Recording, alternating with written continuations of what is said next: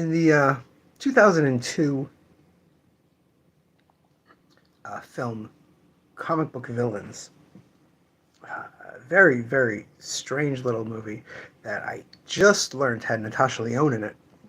I had not remembered at all that she played one of the owners of one of the two feuding comic book stores in said movie. That's, again, Comic Book Villains 2002. In Comic Book Villains, um, the archetype and idea of what a comic shop is so heinously, while also accurately portrayed, that it upsets me on a personal level. I don't know if my wife ever saw that film. Sarah, do you remember watching that Comic Book Villains? What book? No, movie. Comic Book Villains. Had Carrie Ools in it, but only briefly. Donald Donald Longo, I don't remember, owns a comic shop, and Michael Rappaport owns a comic shop, and they want this old lady's collection of Golden Age comics that she has.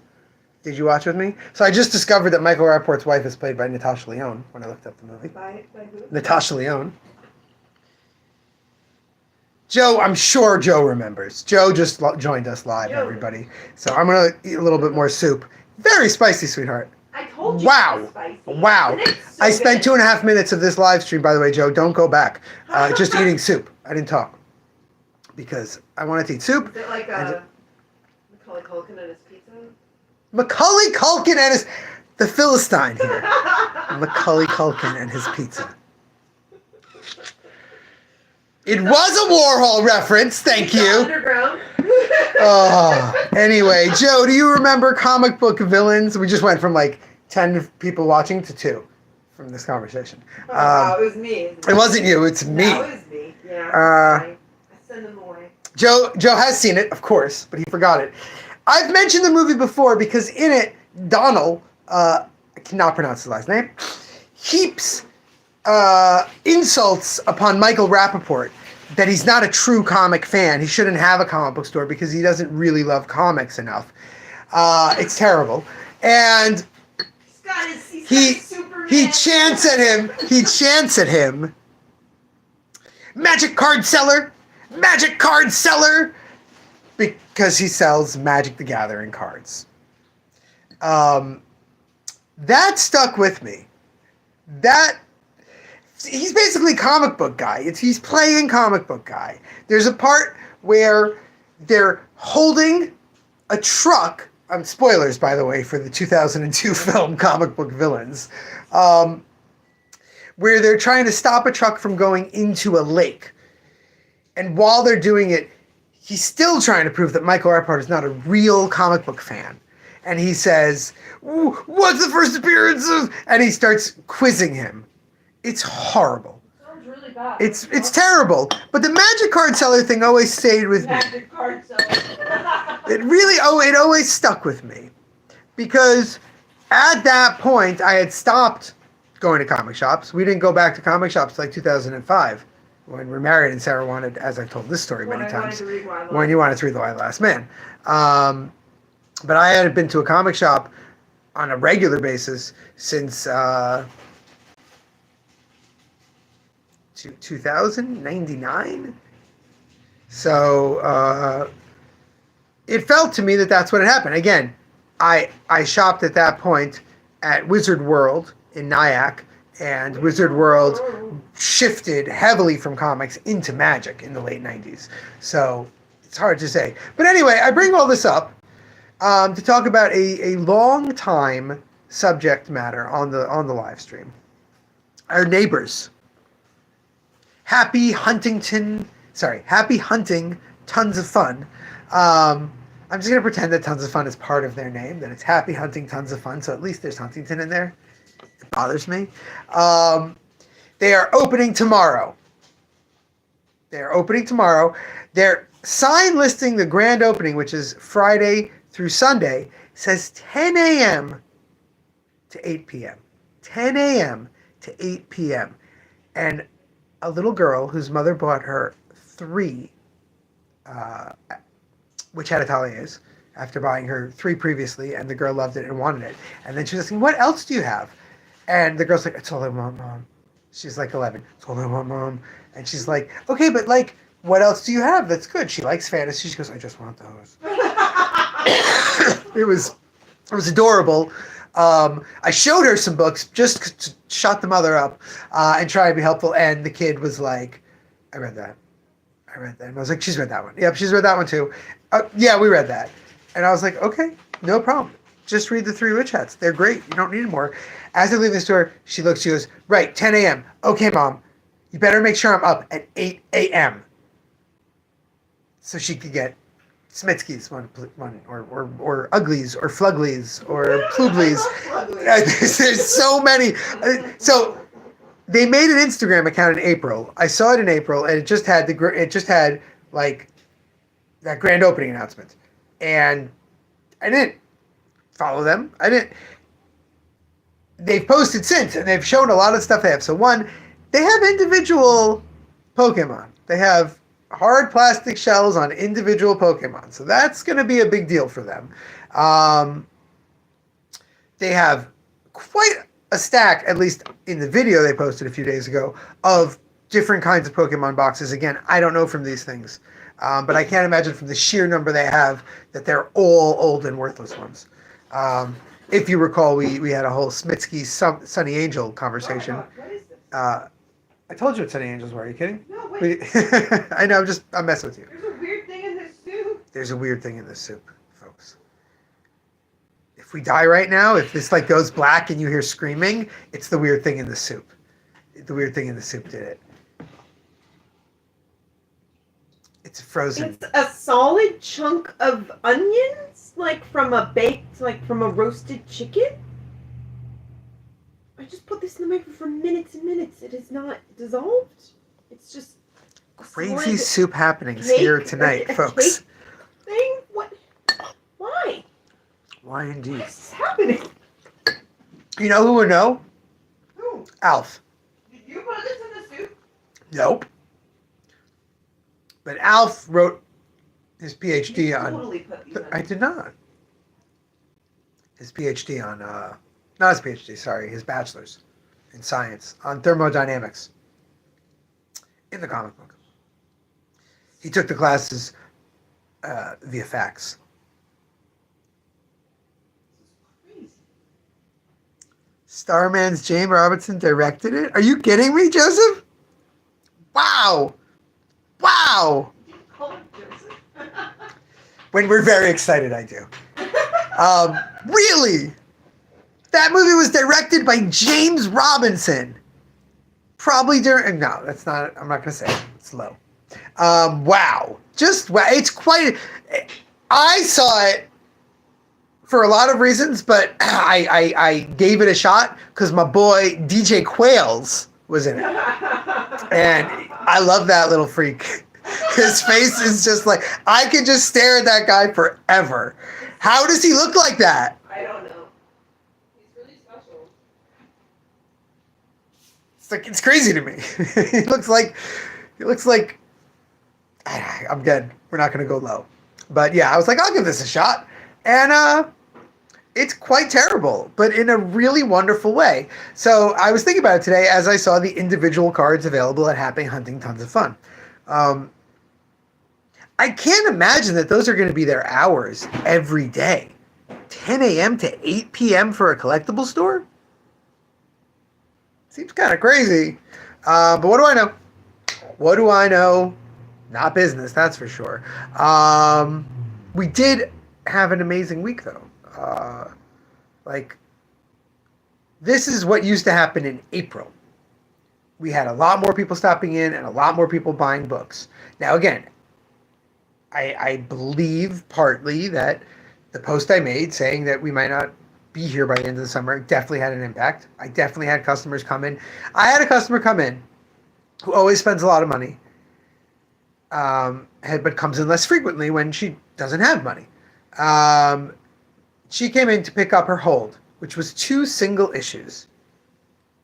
And she went around the shop and picked those up. And I happen to know for a fact, 80% of the stuff she looked at was out before, when she'd been there before. She was looking to help us, and she loves to buy books. I had another customer come in who always adds to her holds, who was definitely doing retail therapy, and then spent about half an hour telling me about why she was doing retail therapy. So those helped, but a lot of people just walking in. Some of those people, I believe, semi-regulars. We see them 2 or 3 times a year, reminding themselves to come in. Because I definitely had a few families, a few moms herding kids, like, yep, you can each get 2 books. And it's like, the moms, I see them occasionally. So I think that post helped. I don't understand. I think it's weird.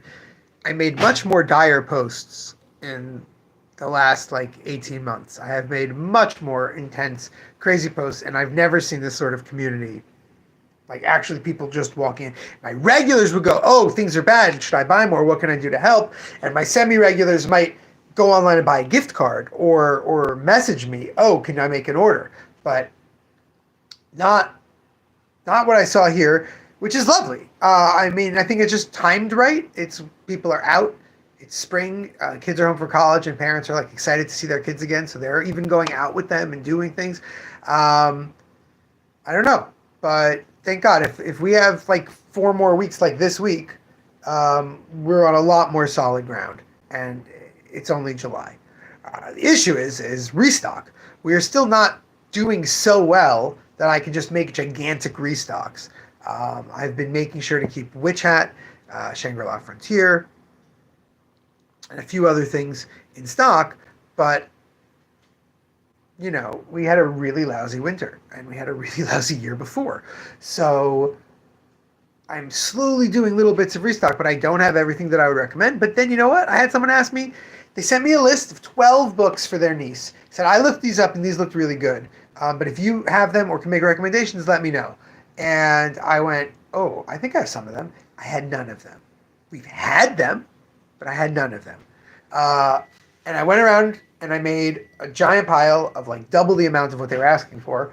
I told them, this is just a look through, and they were like, that's tremendous, that's perfect. And it was none of the books they asked for, and half of them were things that I would have instantly picked for this person, but the other half was, oh, I don't have this, maybe this. Oh, I don't have this, maybe this. And it still worked. There's still plenty. There's that much. It's crazy.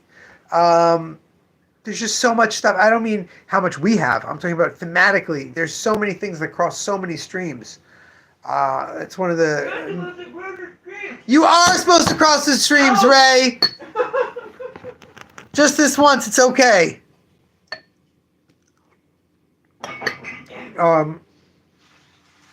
Yeah, so it was a very nice week. A lot of those people, though, who came in, they're not coming every week. They can't read the amount of stuff they bought every week. So, speaking of Joseph, you got your Overstreet orders and a couple of other things that you've ordered. Joe, actually, I should ask you this, because it's really been stuck in my head for a while, and maybe we'll end on this discussion. I've really been debating right now between doing a new video for Joey to edit, between discussing Priest's Vampirella or Witch Hat Atelier. And I convinced you to read both. So, which do you think would be a more interesting YouTube video to discuss? Witch Hat Atelier, which is about to get an anime, and there's so much you can say about it. And there's so many comparisons to be made to Miyazaki and Ursula K. Le Guin and Brandon Sanderson and all these people who we can put in the hashtags when we put the video up. Hashtags. Hashtags. I really pulled. Or Priest Vampirella, which is a fascinating discussion of how intricate and perfectly you do a legacy character with a character who most people know as, sexy covers that come in 80 varieties.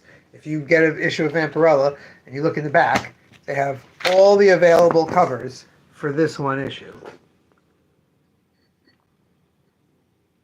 So, that's what people... So you're saying the actual I'm not asking you about all the View stuff. The View stuff, fair. But in how, let's say, I convince you, or how the thing has an interesting reason to be read, some reason that people should really try it that they don't know about it. You think Vampirella leans more that way than Witch Hat Atelier? Because I also, that's my thing, is that I feel like Witch Hat Atelier, once you start it, you like it or you don't like it. Like, it's your thing. You don't need a guy in a video telling you, hey, do you love Howl's Moving Castle and A Wizard of Earthsea? Do you think that really slow character-driven school plots are like the best thing you could have? Well, then guess what? People are gonna watch 2 episodes of that anime and then they're gonna come looking for the book. It's not something that and the Vampirella, I think almost everyone would ignore it. Whereas I think people who really loved Spawn when it got into its like plot heavy stuff after issue 30 or 40 and it got super complex, of course never resolved it, but I think they'd like it. If you like legacy superheroes and you're upset that they don't use all of their continuity, but at the same time it is still a lady running around in a swimsuit for most of the pages. If not her, then it's Mercy dressing like her, or it's Draculina, or it's her mom in the past, or it's any of the scenes that take place on Draculon where almost everyone is naked. It still has a lot of that. And I think it's so fascinating. Like, I can't get over that aspect of the Vampirella stuff. That they're like, no, it's sexy. Is it? It's being written by a pastor, and it's about mental health and identity and generational trauma. It's just, alien vampires in swimsuits. But that's just how it's presented. And I think that's just I think that's a bomb video. I think that's a really fascinating thing. Like, you want to read Vampirella for her boobies, but it's actually her brains you should be interested in. And then we do a little sound effect. Brains. It'll be great. Oh, man. I am exhausted. But Witch Hat, I could go on and on and on about the amazing world building. And Doc, welcome, Doc. Vampirella, the Christopher Priest run of Vampirella that has been going on for 6 years is one of the finest legacy character comics maybe ever, but certainly in the current market, hands down. And the 2 or 3 customers who I've convinced to have read almost everything. Oh, by the way, Vampirella Beyond is in for you, Joe. That's the crazy one. That's where she's hunting for her baby's killers. Dead baby? No, the baby's not dead. Oh, okay. No, oh my God. I wonder if they have scenes like that. The issue 1 of the new series. Oh, Sarah, you would relate so hard. There's this page where she's just stuck in her house all day with her baby. She's just losing her mind. And it's just it's like a 12-panel grid of just a crying baby being horrible. Now you got me. Yeah. It is horrible. I mean, like, here's a page. This is all wah, wah, wah. Why isn't she holding the baby? She's scared that the baby's not actually her baby because she had to take the baby from her evil sister, Draculina, and she doesn't trust when Draculina gave it back to her that it's actually her baby. I don't like that. Now she's not sure. Yeah, it's crazy. I don't like that. But it's okay. It is her baby because he's come from the future as an adult to kill her also. I don't like that. Spoilers, Joe. I hate those. It's such an amazing comic book. They're doing it with Red Sonja, Christopher Priest is being given Red Sonja and he's told he's allowed to do whatever he wants, just like he did with Vampirella. Because again, they still do the miniseries, they still do the side stuff, they do tons of other stuff. That happened in the movie. Someone's given Red Sonja and told they could do whatever they want. Sarah's favorite movie, by the way, everybody. When I was 3. When she was 3. We've discussed this before. Oh, it's very interesting. That Bookstagram guy I follow, he's been doing a lot of 80s dark fantasy. So he read The Last Unicorn and then he watched it. Oh. And having read it first, and both as an adult, he came out on the side of the book over the movie. Well, if you're going to read the book first. Yeah, but I think even kids who read the book first, the movie is such a thing in a kid brain. It's a special own thing. Yeah, he was going on. He was, if anyone ever asked me, like Princess Bride. Right. Well, he said if anyone ever asked me what dark fantasy is, I'm just going to show them a picture of Hagrid's castle, and that's it. And he flashed Haggard? up Haggard.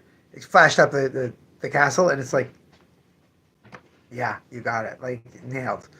It's a very good point. It's a fantastic movie. That's such a great movie. We're moving away from Everell because I think I've kind of decided that maybe that's going to be my YouTube video, so I should stop talking. But yeah, Last Unicorn. Last Unicorn is fantastic. If you have not seen the Last Unicorn film, I don't recommend films very often. It's so funny. I was going to quote from it when you were talking about the new store opening up next to you. Yeah. And you're like, they've got squiggles and wiggles and what's it, you know? And I'm like, do you think they have the last of the Red Hot Swamies? That's what I was going to say, but my mouth was full, so I didn't. I bet there are Last Unicorn blind bag things. I bet they made them. Yeah, I don't know. You could get the harpy. with its big dangly boobs? Yeah, oh yeah. Wow, okay. Or the tree. With its big dangly boobs. Sensing a theme here. I'm sensing a theme here. What an amazing film. Big dangly boobs everywhere. Yeah, it's you know, there's a lot of stuff going on in the world of comics that we've been documenting and talking about. There's what's going on with Diamond, which I really had come on here. I thought I was going to say a lot about that, but you know what? I don't want to talk about it. There's this horrible take that's been shared and everyone's been talking about on social media. And it's just like, let's talk about The Last Unicorn instead. It really is just a fantastically put together film. Music by America. The writer for America. She knows all the words. Go ahead. No, you'll be the soundtrack. I don't know all the words. There's a lot of words. There are a lot of words. There's an extra amount of words in those songs. Man,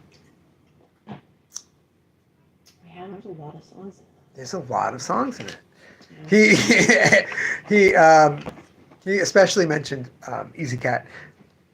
Mentioned that what I loved that the duet between that they're both slightly strangely off key, and he doesn't understand why, but it's clearly a choice. It's clearly done intentionally, and he doesn't understand why. And I'm like, I don't understand. Did you watch the movie?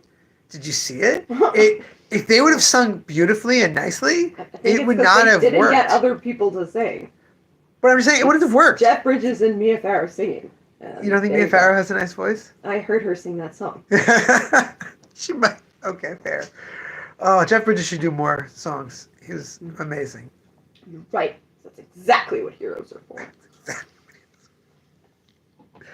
Oh, what a fantastic film. I also ended up spending a lot of time. So I have had told to me this week, and again, I don't know if none of this is true. I've been told this week that the Fantastic Four movie takes place not in the MCU's regular universe, but a side universe. The Superman film is rumored to have the Legion of Superheroes in it. And the internet went crazy apparently for the voice change moment that the actor does between Clark and Superman. And I'm just like, you know who does that really well? Frank Quitely. Frank Quitely does that really well. He really does. He really does. And it's just like, I'm a snob. And look, Christopher Reeves. He's like, but bulky, upward body because of his layers and stuff. Yep, And the way it's he exceptional. It's exceptional. Well it's just so amazing. Jonathan Case does a nice moment with it in his Superman, the single issue he did of American Alien, but you never see Superman in that comic. You only see photos of Superman, but you see how he's standing and what he's done with his hair and the way Clark walks, and it's very, very interesting. But Frank Quitely just that comic book is just really unparalleled in its intense thought. There are so many comics that have so much thought behind them and subtext and ideas, But Grant Morrison nerding out on Superman with possibly one of the finest cartoonists to ever work is something special about it. It really is just such an acceptable. Again, we're talking about Last Unicorn being great. Watch Last Unicorn, read All Star Superman. And the thing that I think makes All Star Superman so amazingly special, issue 10's, yeah. Well, especially because you've already seen some of this. And so you're not in a rush for, okay, it's just so well thought out. The only thing that Grant Morrison has, and I'm a Grant Morrison fan, but the only thing that he's ever written anywhere near as good was also with Frank Whiteley, and it's the Pax Romana multiverse issue. But yeah, if you haven't read All Star Superman, forget the movie. You should go. You want to see the movie? You don't want to see the movie? Fine. What movie? This new movie with Superman. They're saying it's a new loose. Superman movie.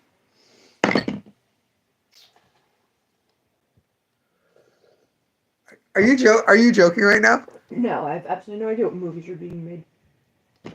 What do you think I am? No idea about what you're talking about. It's the same guy, no?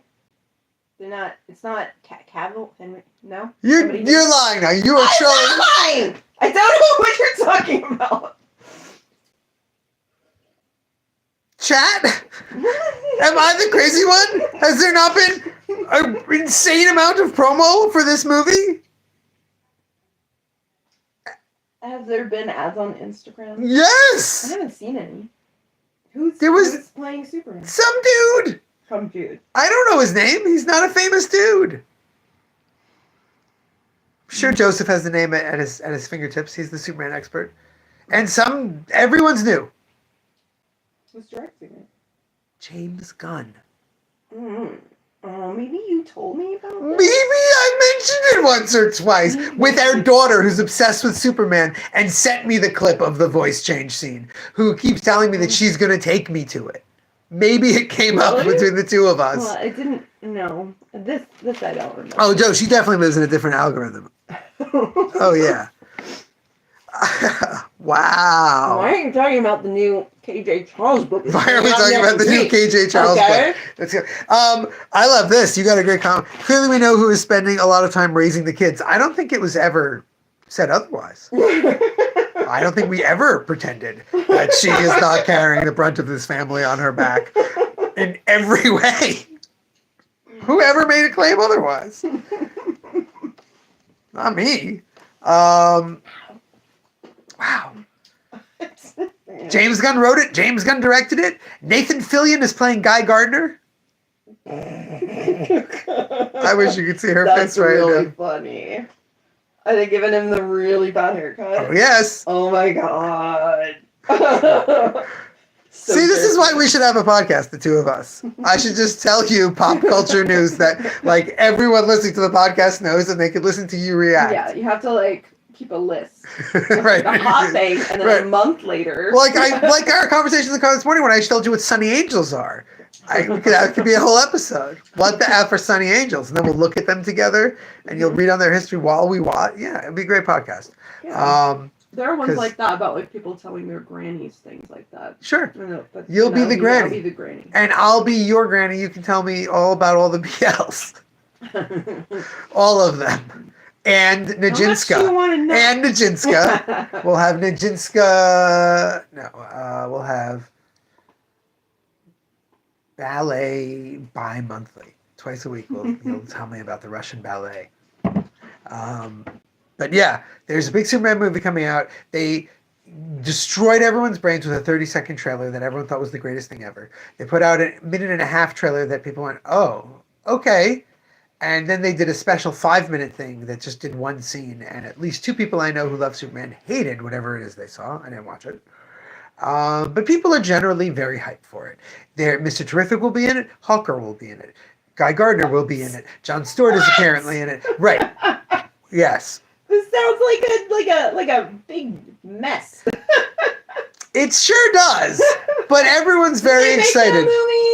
And Gunn said and there was this and there was that. Gunn said that it is inspired heavily by All Star Superman. That's how we got to me mentioning it like that.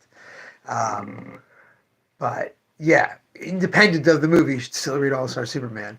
I really hope the movie doesn't crash and burn. Not because I was actually looking forward to like Supergirl, Woman of Tomorrow, or Mr. Terrific getting a spin-off TV show, or whatever they were going to do from it. But because when people really love a movie with superhero in it, they come into a comic shop. They're not necessarily going to buy something, but there's a better chance they're going to drop. When they hate a superhero movie, they come in, but they have no interest in buying. They're here to tell me what's terrible. They're going to pick up and they'll buy $1 old Superman comic that's a good kind, and they'll leave. It's happened before. We've seen this. Oh, it's like the Dr. Manhattan, right? It's the 3 times they're bringing back Superman. He's returning to his roots and the main thing that made him great. I will say this, as I already said, I think I discussed this yesterday briefly, that the Dan Slott comic that just came out this week is clearly trying to dovetail into the continuity. So this is my big prediction. Dovetail into the continuity. Dovetail into the continuity. That's the name of our podcast. I would definitely... And then we'll right to your Superman display. Yeah, I have a lot of Superman stuff on display right there, Doc. They will go there, hopefully. But I lost what I was about to say. I'm excited to have people talk about comics with me. It's just less exciting when people info dump about movies to me. So I learned a lot of things about things that were in these trailers and stuff that I didn't watch that I'm just hearing from people. And I'm like, well, that sounds really stupid. But I bet it looked cool. And very often they'll be like, it looks so cool. I won't say the first part. I just say the second part. I'm like, oh, I bet that looks so cool. And they go, it looks so cool. Which is great. That's what movies are for. You know what's really good? What's really good? Justice League cartoon. Oh, yes. Oh, yes. The Justice League cartoon is, I say this to people, it's the second best version of the Justice League ever created. Of course, the first one being that wonderful pilot from 1998. No. The Giffen to Maddie's era. It's my Roman Empire. No. I do not think about it much, but it is quite a wonderful superhero series. But yeah, the Justice League cartoon. I was just talking about this with someone when they were talking about casting with Superman and with other characters, and I said, look, casting ended with Adria Romano. Adria Romano did it. That's Wonder Woman. Susan Eisenberg. Mm-hmm. That's Kevin Conroy. He's actually Batman. Okay? And the guy from Wings is Superman. Who knew it? Joe from Wings. Joe from Wings. He was on a sitcom called Wings. Thomas Hayden Church was with him on that show. And that was what he did right before he did Superman's voice. So that's what I think of. I forgot his name. I just slipped on his name. Oh, Joe, that's how you knew it was a joke, right? Didn't Larry Flint prove that? It's so ridiculous it has to be satire. There's no way I would ever put the 1998 pilot anywhere near top Justice League. Like, I would never say that. If I say that and I mean it, that's a scroll. Tim Daly, thank you. Yeah, it's really something special that they're making this whole Superman movie to launch a gigantic universe. And I keep saying, we had it. We had Justice League cartoon. Like, we're good. It's the same thing they say about Spider-Man all the time. I always tell this story first. I could do some more Justice League cartoons. They have a podcast, actually. 3 of them do about the episodes. Really? Yeah. That's cute. Yeah, mostly. I mean, it ends up being a lot of reminiscing about Kevin for a lot of them. That's sad. Yeah, they went to a lot of conventions together. They're all really good friends. Oh, that's cute. Yeah.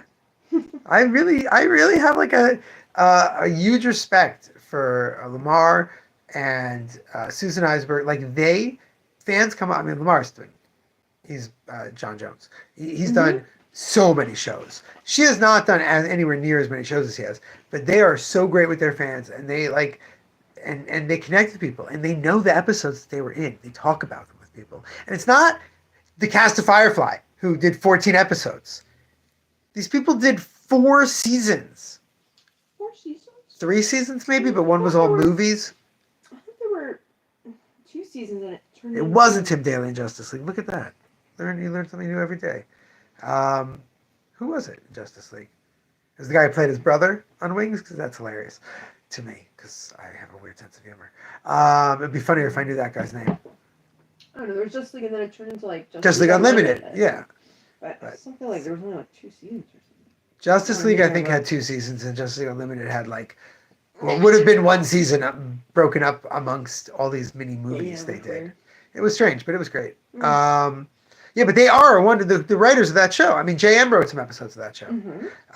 They famously adapted The Man Who Has Everything. It was so good. So good. What amazing. Okay, that's your list now. Yeah, Last Unicorn.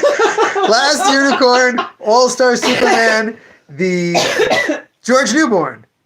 Right, that's right. George Newborn. He's on the podcast, I think. And then the Justice League Unlimited episode of For the Man Who Has Everything, adapting the Alan Moore and I think it's Dave Gibbons Superman Annual. I think Dave Gibbons drew For the Man Who Has Everything, but I could be wrong. What a great comic. A very early Alan Moore at DC where it's very, very Silver Age, but then it's got this little class consciousness little moments in it. But the episode of the thing, it's that's one of the finest. Because up there in my mind with original Trek episodes of just perfect. Perfect. Okay, we're gonna go watch it now. I'll see you later. So we're old people. It's too late for that. But yeah. Last Unicorn. Do you want me to tell you the latest thing I found out about Kikimora? We're going to learn one more thing about Kikimora before we go. The Kikimora, of course, everyone knows, a piece of Russian folklore. Many different versions. But generally, some sort of ill-minded, not necessarily evil, usually spirit. Sinister, meaning left-handed. And also bad intent. She laughs at stuff like that. That's why we're married. So the Kikimora was adapted into a ballet. Is that the point? Basically, the story of the Kikimora. It was a tone poem. A tone poem. Right. By eat some soup. Talk louder. Anatoly Lyudov. Anatoly Lyudov. If that's how you pronounce it, I don't know. And then it was a ballet. Right. Performed by the Russian ballet.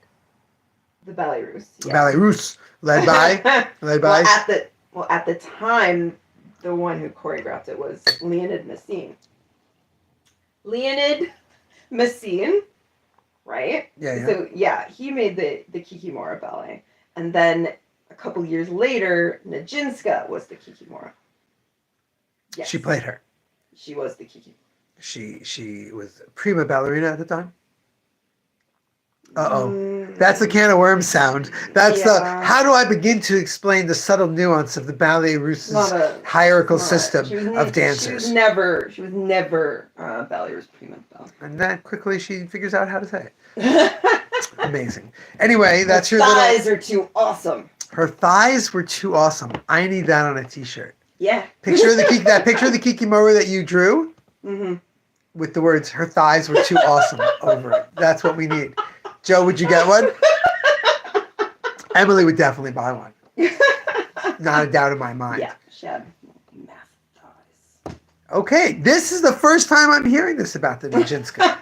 I am much more interested suddenly. Well, I wanted to know what the choreography looked like and what the dance looked like. So I took out a book on Leonid Messine. Right, I saw. Right? And the only thing it says about it is he's like, oh yeah, that's a good idea. Joe's not going to buy her a T-shirt. Oh. Joe.